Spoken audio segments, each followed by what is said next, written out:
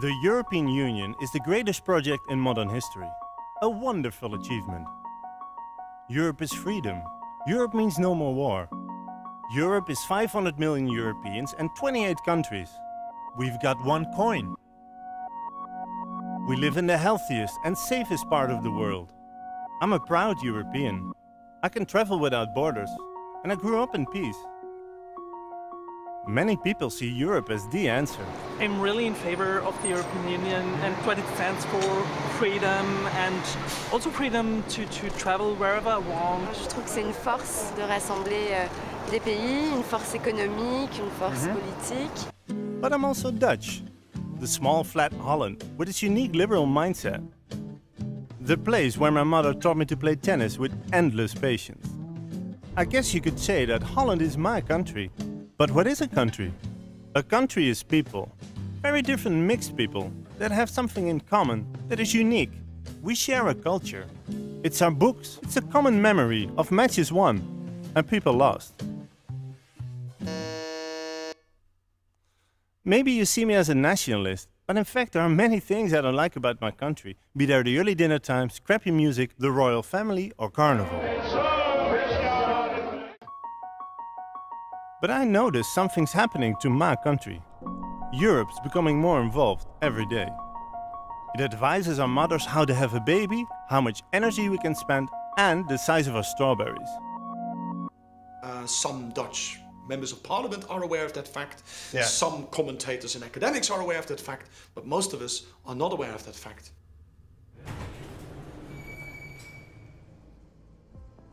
Okay. My country is working very closely together with Europe. I decided to go on a search. Is there a limit in the cooperation between Holland and Europe? What is the end goal of the European Union? And where is my voice in Brussels?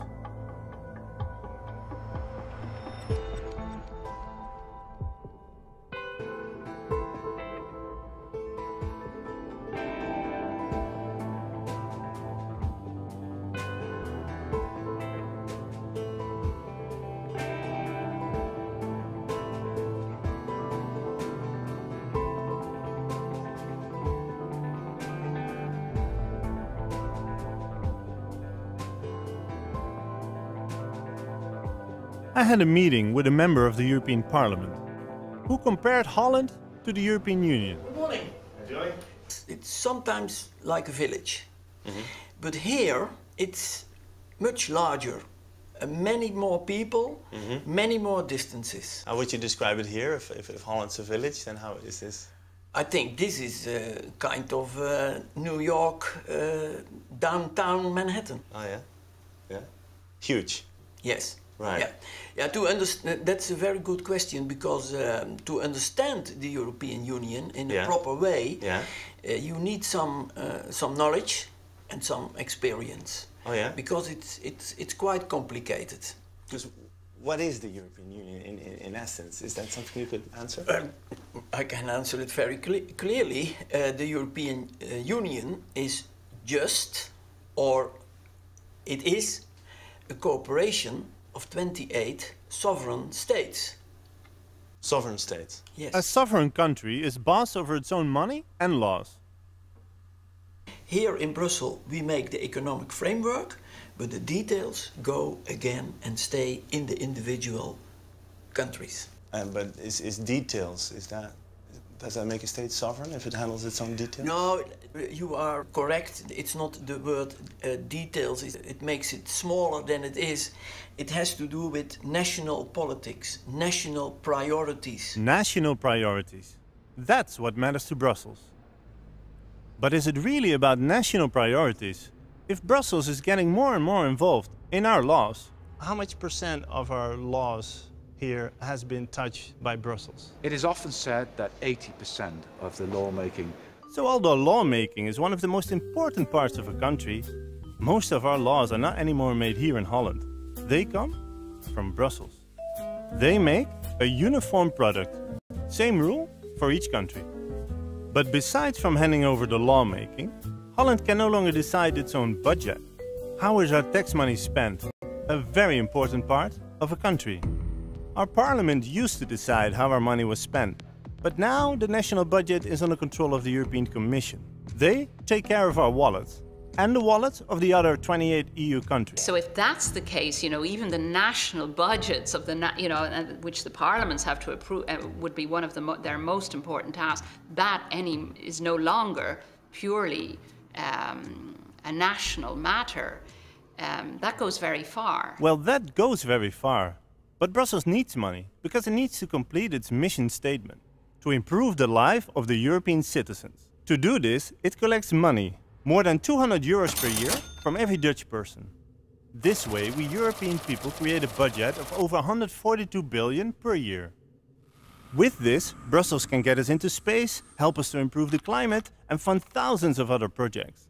But how well is all this money spent? Europe is in crisis, but the European Union thinks it needs a new building. Poland built 121 kilometers of sound wall in a remote area with no people. The only ones to have their ears protected were cows.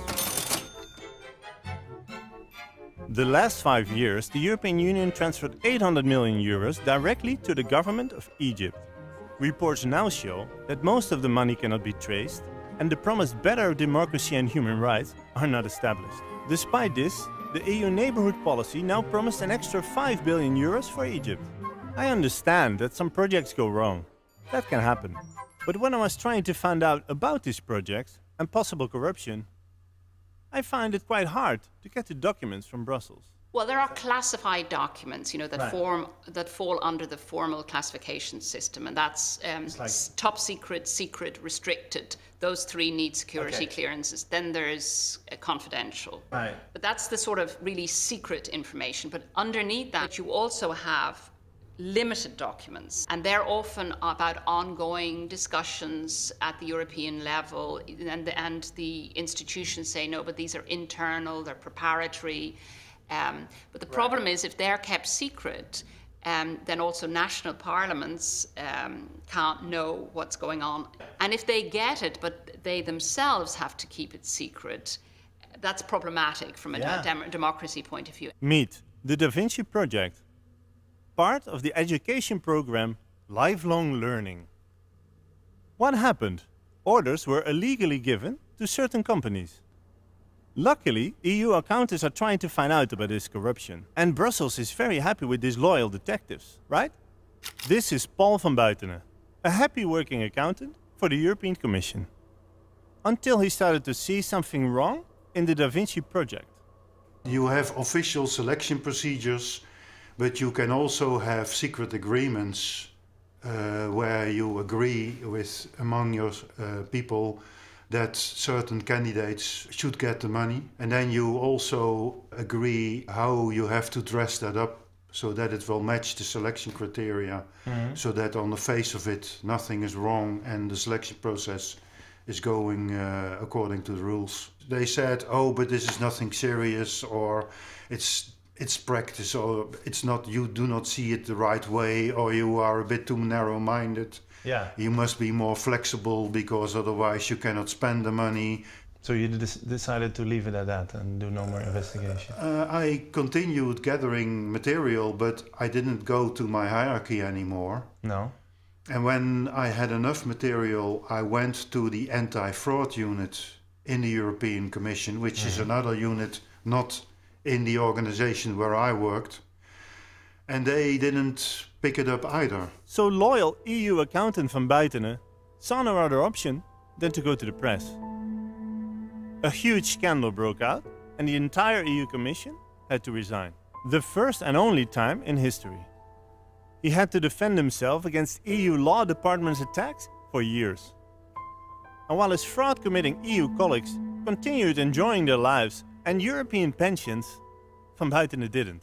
The impact on your personal life is so big. One by one, all your friends will drop out. You lost friends because of... Yeah, I've lost a lot of friends. Yeah? Yeah.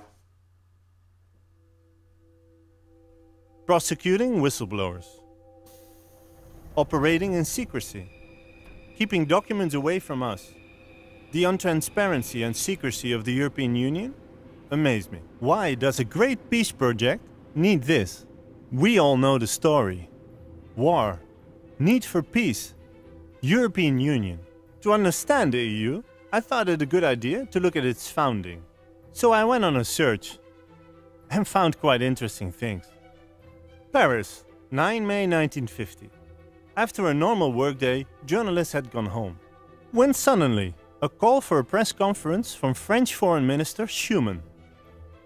A new plan. 6 countries, Holland, Belgium, France, Germany, Italy and Luxembourg, joined a common steel market. No big deal, it seemed. Just a few nations giving rights about a small subject to a new institution. The idea already at that stage was, by doing very specific things, originally coal and steel, it gradually expand into something much broader. And that's, of course, what did happen. The creation of coal and steel was a subtle attack on the European countries. What was really created was a new Europe above the nation states. How this was done? Smart and simple, by creating a supranational body. Supranational means above the countries.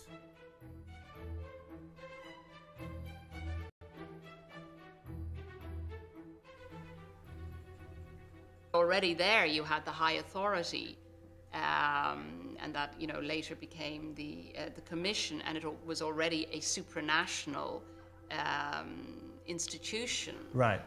So supranational meaning not just belonging to the member states. Right. And really with power above the nations. I mean, I think that was the genesis of it all. You had all the seeds of the European Union, even as we had it today, were already there. Already there. But much more limited in terms of their reach. Right. I mean, it was Jean Monnet who really very clearly had that in mind. Yeah? Yeah. Jean Monnet. He was a French politician, but more, he was a lobbyist. His dream? Creating one big Europe. He didn't think that countries with elections and people involved was a good idea. After several failed attempts, he managed to get the big American corporations behind his idea. This powerful lobby bloc saw an easy to influence one European Commission, instead of 28 separate countries. 64 years ago, the plan to create one Europe. But how did we get to the point we are today? It is all done in steps, and this is of course a strategy, because if you've taken the first 2 or 3 steps, then the next step is a lot easier, because then the story is, well, we have to take the next step, because otherwise all the steps we have already taken will be in vain.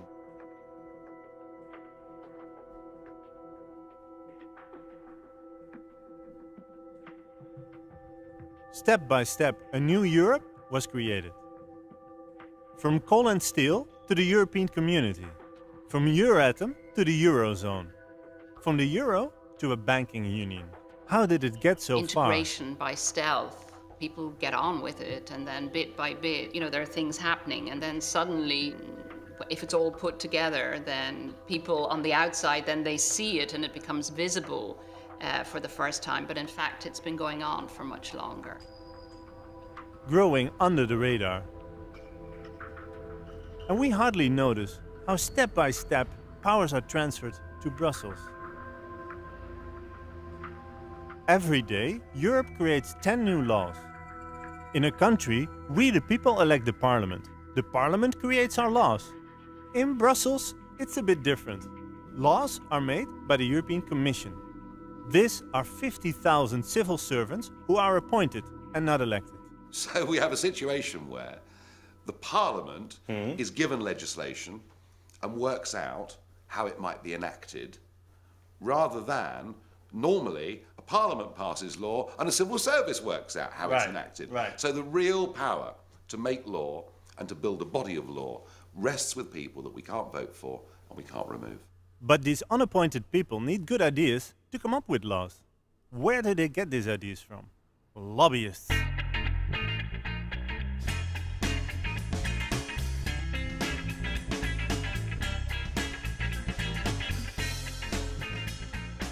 Ten years ago, The Hague was full of lobbyists. But they left. I wanted to find out how influential they are and how many lobbyists there are. I decided to meet up with an expert on lobbyists. Around here you have a mixture between lobby offices, trade associations and others. But you probably need some background first, so it's important to realise, why is Brussels this lobbying capital? Partly because it's so important in terms of the laws that are passed at national level. So people don't realise 70 to 80% of all legislation that happens in the Netherlands, that happens in the UK, comes from Brussels. How much easier is it to spend your money on one capital city than 27 across all 27 member states? So it makes far more sense. So this has become a big hub. In terms of the figures, which is quite important, there's between 15 and 30,000 lobbyists here in Brussels. The figures are very unsure, partly because there's no transparency, very little transparency at least. There's a register for lobbyists, but unfortunately, unlike the US, it's voluntary, which means if you don't want to, you don't have to. Brussels is Mecca for lobbyists, and the consequences arrive to the most intimate parts of our lives. Meet TC1507, a genetically modified supercorn that keeps bugs away. But it's also dangerous for humans and animals. Research shows that genetic modification increases the risk of cancer and causes birth defects. That's why it's banned. Until now, the European Commission declares it safe for consumption. Despite 19 EU countries not wanting the corn, massive online protests from people, and scientists saying it's not safe to take it, the European Commission thinks you should eat it. I wondered why the Commission allowed it, until I found out that 60% of the experts of the food group from the European Commission has direct business ties to the food industry. Enjoy your meal. So one of the biggest in Brussels is just over here, Bursten Marsteller, who has worked for example, the Saudi royal family after 9/11 to try and make sure the blame wasn't put on them, and other savoury, unsavoury characters. And they are basically hired guns. I decided to visit a hired gun who praises Brussels democracy. It is a more effective system and a more efficient system. Right. So and a more democratic in the sense that it is much easier for small and whatever interest group at home to get a position, to get a seat, to get a listening ear inside the European Commission and the Parliament than they can get at home. Right. So I would start to try to influence them from zero. Whereas my opponents call you, some of your colleagues have been doing it for 20 years, know their ways, know the doors, and I have to battle with them. That's what you're saying as a citizen. And who do you think, if your gut feeling, is going to win most battles? It depends, because... No, be honest. No, because the incumbents, I have so many cases published in the book. It is a collection of what we all can know if you are studying like me almost the whole day. Most people don't have time to do that. No, but I have done it. They only have to read this. So they only have to call you. They have to read it. And people don't have time, or sometimes they don't have Everybody has 24 hours a day. If you have an interest, I don't think it's fair to say yourself. That. A lot of people are trying to make ends meet. People have begun to question, why are we making decisions in favour of big business? Why are we, giving tax breaks when actually people like me and you are suffering at home, are losing job, can't find housing? There's a complete mismatch between the interests of big business and the interests of normal people. I found it kind of ironic. Under the smoke of the European Union buildings lies one of the poorest neighborhoods in Europe. One of the densest populated areas, with almost 30% unemployment and mass illiteracy. For these people, the dream feels far away. In Belgium, the deepest divided country of the European continent, that spent a record 541 days without government. Here lies the headquarters of the unification dream. A dream with at its core the original idea to favor big corporations. This is my local community of Den Bosch in Holland. Not a poor area, but at the local food aid program, they're running over hours. Hoe vaak ga je hier naartoe, Serena? Elke week, elke vrijdag. Met z'n hoeveel zijn jullie thuis? We zijn met 3. Mijn man en ik werden allebei tegelijk ontslagen. Tegelijk ontslagen? Ja, door de crisis moesten ze mensen eruit gooien. En toen was hij de pineut. Wordt het drukker hier? Weet je daar iets van? Ja, van de eerste keer dat we hier kwamen hadden we zoiets van, oh, het valt eigenlijk wel mee. Ja. Maar hoe meer je hier komt, denk je van, oh, er komen toch heel veel mensen nou voortaan hierheen. En, ja, ik vind het wel vervelend dat je dat zo ziet. En je denkt van zo, er zitten toch wel veel mensen ja. Ja, in de shit eigenlijk.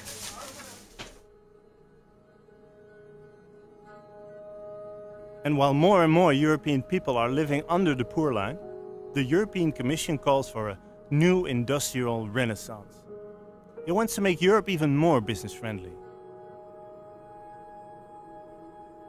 This means corporations can lay off you and me more easy. I wondered, where is the humanity in all this? The EU is a decision-making machine. And it's more than that. It's also a monitoring machine where the decisions are being implemented. Why do you choose the word machine, if I may ask? Well, because that's what it does on a daily basis. It turns out policies, it implements policies, it monitors the implementation of them. I was surprised to learn that the EU is some kind of machine that grows step by step under the radar. I think that the European Union contribute to the union of different members of different countries and make a good work on the politically and economically development of all the countries of the European Union. But where are you and me in Europe? How can we influence Brussels' process? We can do this from the European Parliament. But do they really represent us? We have to be honest, we like our porn. About half of the time we spend online, we like to admire natural phenomena. But the EU thinks you should not. What happened? A member of the European Parliament tipped the European Commission, saying, let's ban porn in all media. So a report was made called, Let's Ban Porn in All Media. Oh no, there is one thing you should know about Brussels. They don't always call the things exactly the way they are. So a report was made called Eliminating Gender Stereotypes. But deeply hidden it said, ban all forms of pornography in the media. This could include sexual communication between me and my girlfriend. It was a done deal until we got angry and sent thousands of mails to the members of parliament saying, I want to keep my porn. Are you nuts? But us influencing Brussels, that's not the idea. So some members of parliament went to the IT department. They added a spam filter to all our mails for the word porn. So our protests were never seen because of this trick. Social media exploded and the porn ban was not introduced. We saved our porn. When the European Parliament does have a good idea, it cannot make laws, it cannot appoint or elect the European Commission, it cannot inquire the European Commission, and many times it doesn't have access to secret documents. The Parliament is my place in Europe, but as we see, it doesn't always listen. It's kind of ironic, because we're the ones paying their salary. And not a bad one, I might add. I found a member of parliament who agreed to be transparent about his salary. That's my paycheck. Let's see. Well, you can... Now this is basically what we get. That's, well, let's say 8,000. Like your salary, yeah. Yeah, that's the base salary. And we get our daily allowance. That's 300 euros. There was also like an extra of like 4,000 per month on expenses or something? Or is that... Yeah, and it's meant basically for not having an office. You can use it and you never have to explain where you spend it on. 766 members of parliament get more than 3 million euros per month for office expenses. But there's more. Traveling is also paid. You get paid for the for how long you travel and for basically the distance between the two. Right. But if you go by car, then you're hitting the jackpot. Working for the European Parliament gets you a monthly salary of 18,600 euros. Not a bad income, especially if you take into account that most of them hardly pay income tax, because they live in Brussels. Next to getting a royal salary, they receive money for a secretary, 21,000 euros per month. The European Parliament is on constant travel between Belgium and France. All Parliament members and 47 trucks of files travel more than 400 kilometers. Parliament members receive another 650 euros in cash. But of course, in the back of a limo you need to look good, So in the end of the month, a free EU haircut awaits them. We have an enormous car park. And they are free to use? They're free to use, yes, right. for us as members of parliament. There are drivers available. Right. I decided to try it for myself. See if the drivers do drive you around. Shut up. But the driver doesn't want to take me. I have to go for the common people's option. It's called the European Parliament, heart of European democracy. But I'm not sure if I really feel represented by them. I guess I still feel more attached to my own country. I was wondering, maybe my national parliament can keep Brussels sharp. You know, developments in Brussels go at such a high speed that it's really difficult for national parliaments to really follow what is happening. The average MP sees Europe and European Union and development in European Union as something that we as a small country cannot stop, can hardly influence. A feeling that it's unstoppable.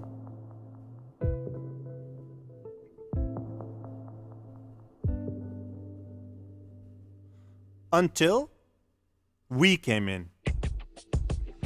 Je bent een Nederlander, want je woont in Nederland. Wat vindt u van de Europese grondwet? It was time for a European constitution. And this time, we had a say. In a binding referendum about transferring more powers to Europe or not. Government, corporations and the mainstream press all campaigned heavily for the constitution. And that paid off. Polls showed a clear yes. And the expectation was that the people of the Netherlands would support the idea of a European constitution. But the Dutch people didn't seem so convinced. And the no movement started to win momentum. And then they played all their cards. Scaring the people. Yeah, scaring in which way? Scaring that if you do not support the European constitution, then the economy will come to a stop. Literally, one of our ministers said, lights will go out. But this time, there was no stopping us.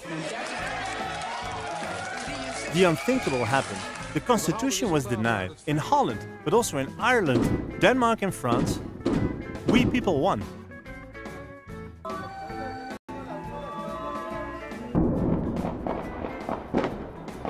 Or did we? Things looked very grim. The outlook was very grim. And these member states where the referendum had gone the wrong way for the European constitution could not, of course, say, listen, too bad, but we're going to ratify it anyway.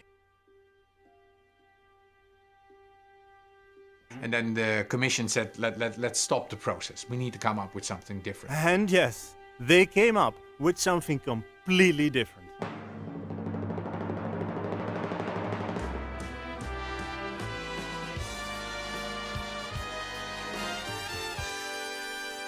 The Lisbon Treaty. But how different was this Lisbon Treaty? It is the constitutional treaty in a different wrapping. You and me didn't want more Europe, and we denied the Constitution. So this time, we were not asked about our opinion. We've been deceived. We've been fooled. Absolutely. And obviously, the government and the parties supporting the Lisbon Treaty were afraid of voters saying no again. The Prime Minister said, well, if Holland votes no, then I will look like a fool in Europe. Was that fair to the people that said no? No. It wasn't? No. No? No. It's a scam. Yeah? Yes. Scammed. Are you and me being scammed?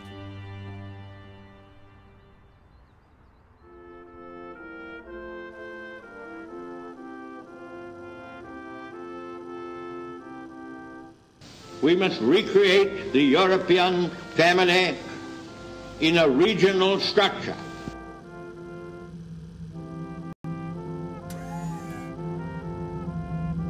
Called, it may be, the United States of Europe.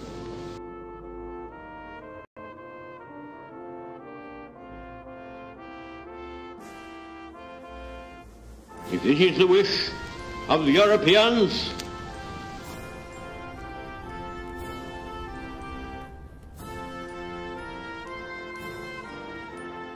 and machinery erected to carry that wish to full fruition.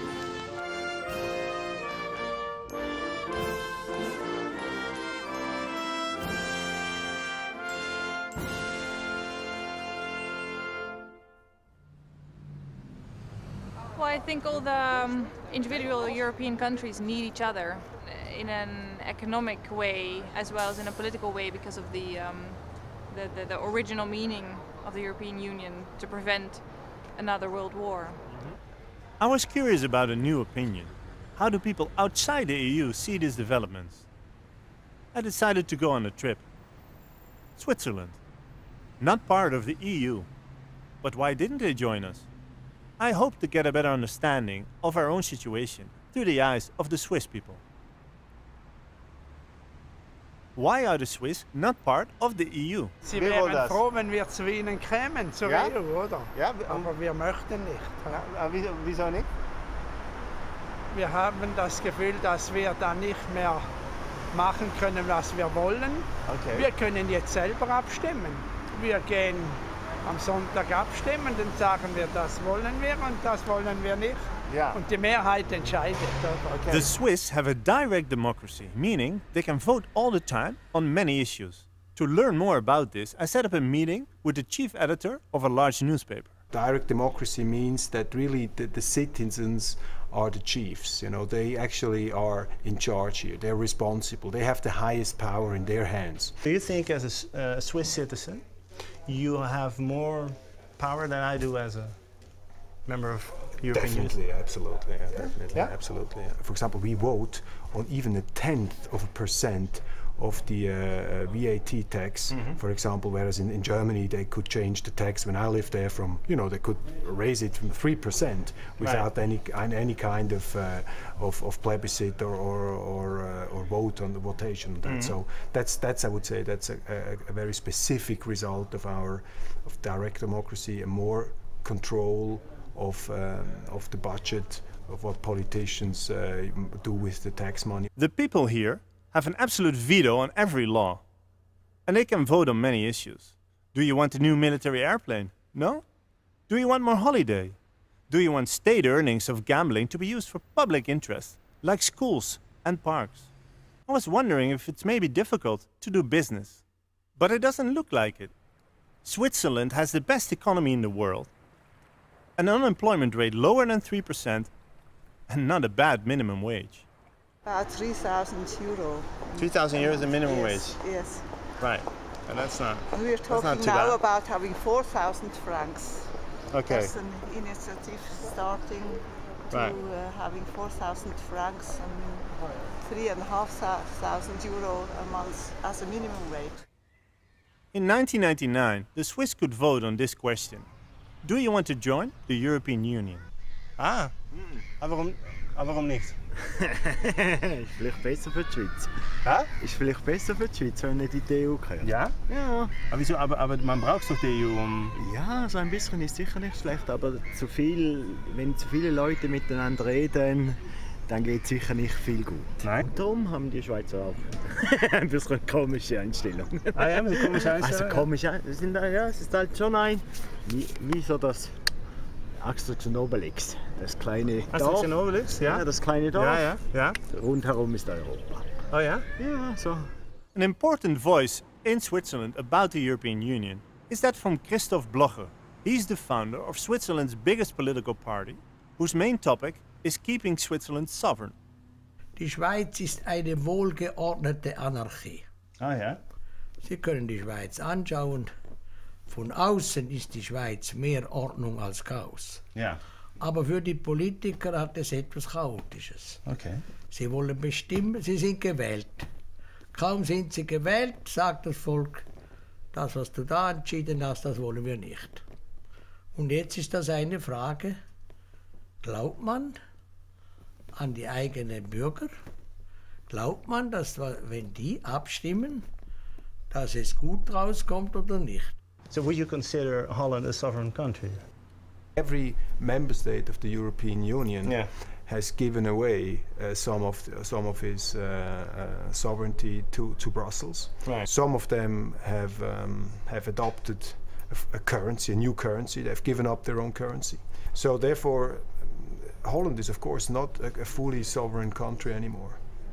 No? As a member state of the European Union, no. The voice of the people respected, the highest minimum wage in Europe, and the ability to make their own decisions.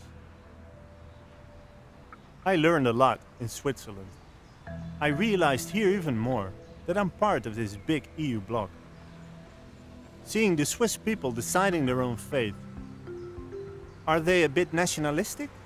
Or did they perhaps realize better than us what it means to be a country?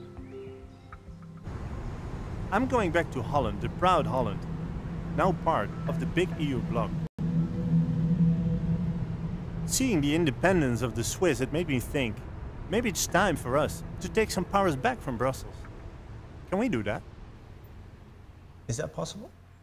Very difficult because everybody needs to agree, so you can't just have one member state, for example, the UK or the Netherlands for that matter, saying that they want to take back certain areas. That's one problem I see. The second problem is that for very many policy areas, it's all mixed up. There isn't a sharp dividing line. One side is European, the other side is national, and that you can simply remove something from the European and put it back in the national box. So if putting powers back in the national box is not the route, what is? Mr. Barroso, the Commission President, said a couple of years ago, we are building the first ever non-imperial empire. They're building an empire, you have this feeling? There's no question, that's exactly what they're trying to do. You know, they are trying to subsume the nation state. Creating a central organization by subsuming the nation state. Has it ever been done before? There have been examples of people or movements who tried to get that. And those are the dark ages of our history. Fascism, communism in the Soviet way, Napoleon. This is at least a more open, less violent way. A less violent way to create an empire. Will Jean Monnet's dream become reality? A federal Europe. How far are we? Take, for example, ESM, European Stability Mechanism. Das Grundkapital beträgt 700 Milliarden Euro. Der ESM kann also beliebig nachfordern. Unbegrenzt. Und wir sind dann, siehe Artikel 9, bedingungslos und unwiderruflich verpflichtet zu zahlen? Der ESM verfügt über volle Rechts- und Geschäftsfähigkeit für das Anstrengen von Gerichtsverfahren. Der ESM, sein Eigentum, seine Finanzmittel und Vermögenswerte genießen umfassende gerichtliche Immunität. Wenn der ESM ruft, dann muss es schnell gehen. Immerhin 7 Tage. Bei den normalen Bankenlaufzeiten müssten wir also innerhalb von 4 Tagen den Überweisungsträger ausfüllen. At the introduction of the euro, bailouts were strictly forbidden. Now, we have to come up with billions of euros in 4 days. No questions asked, no right to refuse. I really don't think that the average voter in this country is aware of the risks that are involved in the programs that are there to basically secure the euro. In Germany, 200 academics filed a lawsuit against the ESM because their claim, with the ESM, Germany would stop to be a democracy. They lost their appeal. In Holland, there was little debate. Also, the euro was quite quickly accepted. That's very handy. We have one currency which we can pay with, so I think it's a pretty good thing. Makes life easier. It might make life easier, but was the euro only a financial step? If you start a common coin, you need to have the instruments to govern that. Yes. So could you say in a sense that maybe the introduction of the euro was also a political step in a way, because you needed to? To be honest, the introduction of the euro is a political step. Yeah.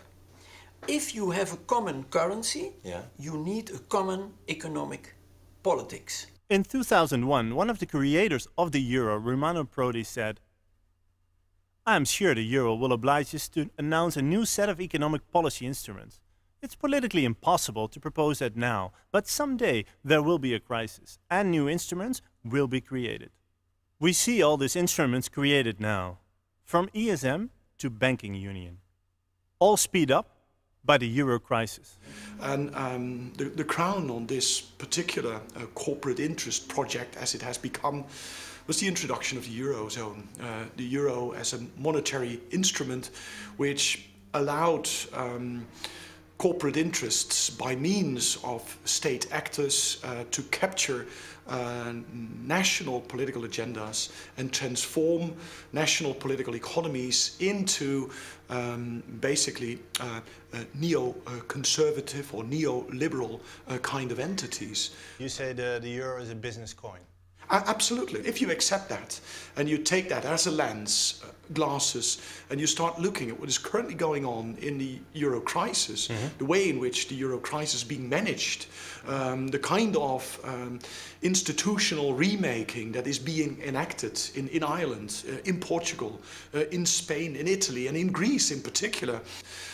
It is an erosion of social rights. Boundaries are being redrawn in order to serve, again, the interests of large corporations which want only one thing, and it is flexible labour markets, no taxation, and integrated markets. And that's basically what is currently being constructed on the back of the euro crisis. Het is heel complex. Het is dan Europa, maar het verschil is zo ontzettend groot. Ja.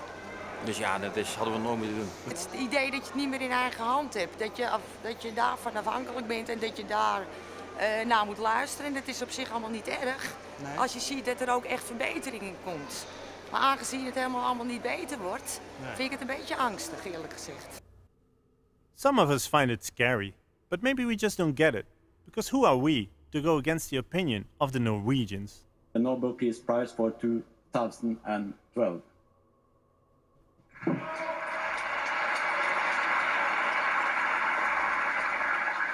Vi är tacknämliga och glada.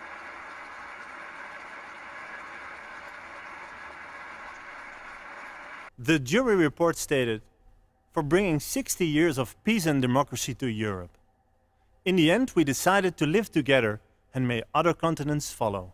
I was incredulous, in fact. I just thought this, because I think it was Obama first, in his first year, and then the European Union, you just think, come on. And also given the democratic deficit, given lots of other things, the economic crisis, also reactions, responses to that. No, I also, timing-wise and everything.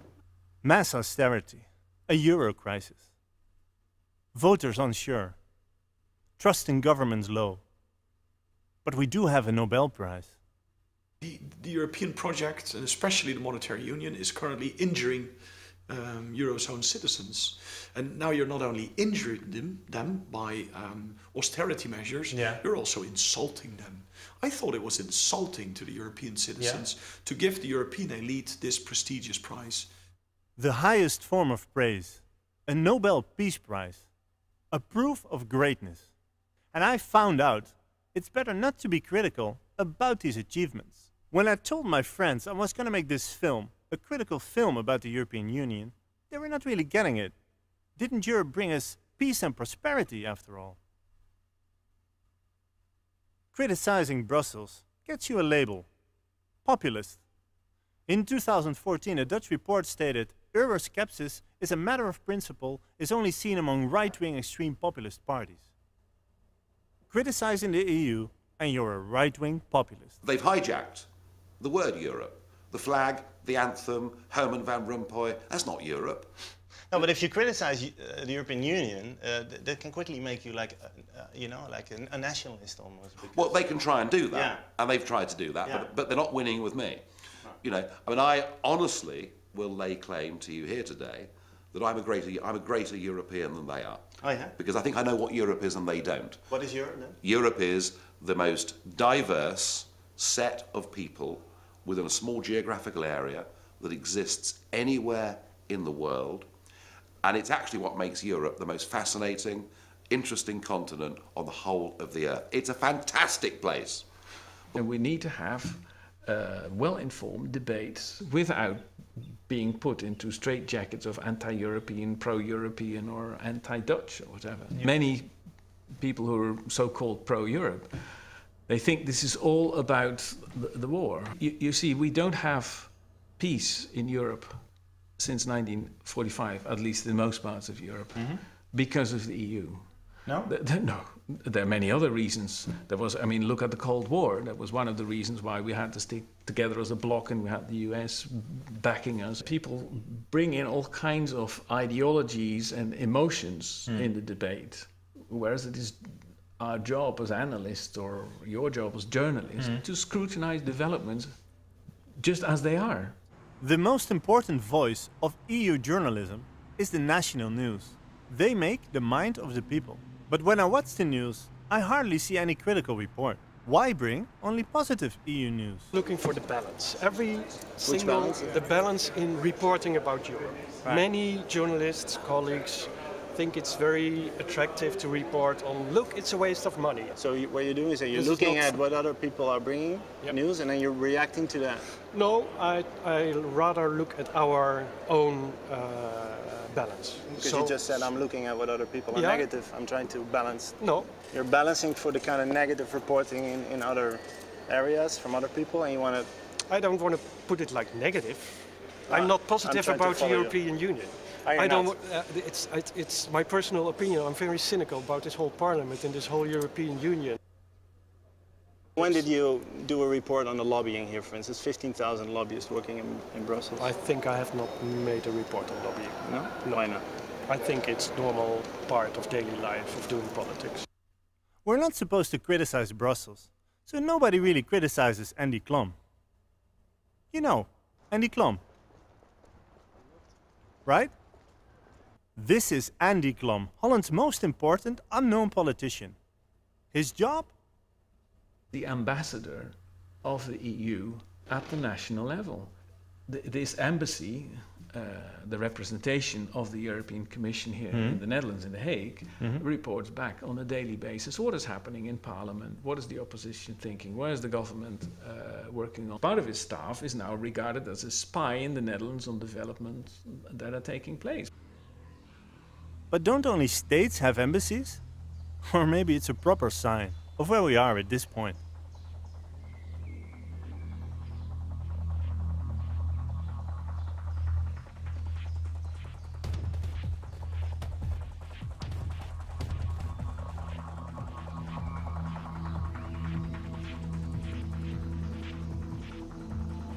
We see the project rising. Jean Monnet's dream is becoming reality.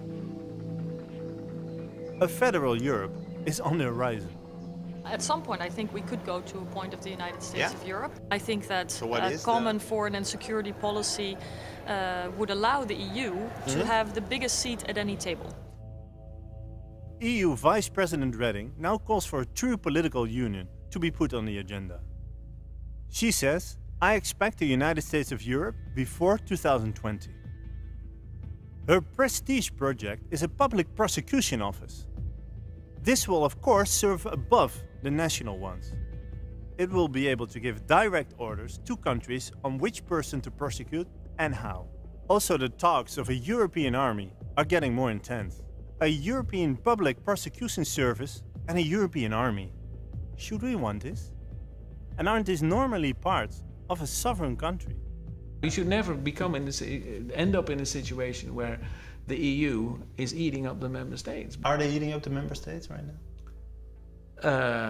The way the current discussions about the future of the EU is developing, yes. Countries eaten up. How democratic is this?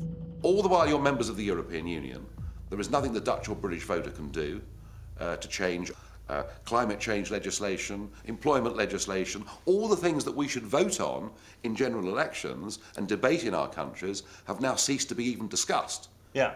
Because we've transferred the government of our countries here.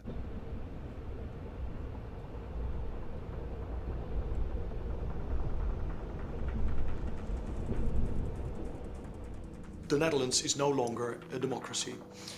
It has fallen under the dictatorship of the European Commission.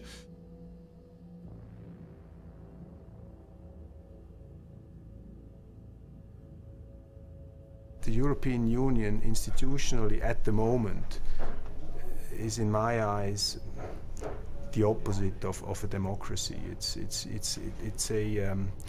a democracy without people. So if you don't live in a democracy anymore, what do we live in? A technocracy. It's a technocracy. What is a technocracy? A technocracy is a political entity in which collective decision-making is no longer subject to democratic accountability.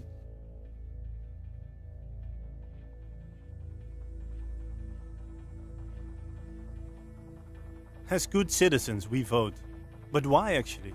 If the people we choose are not the ones in power. And the ones in power don't need my voice or yours.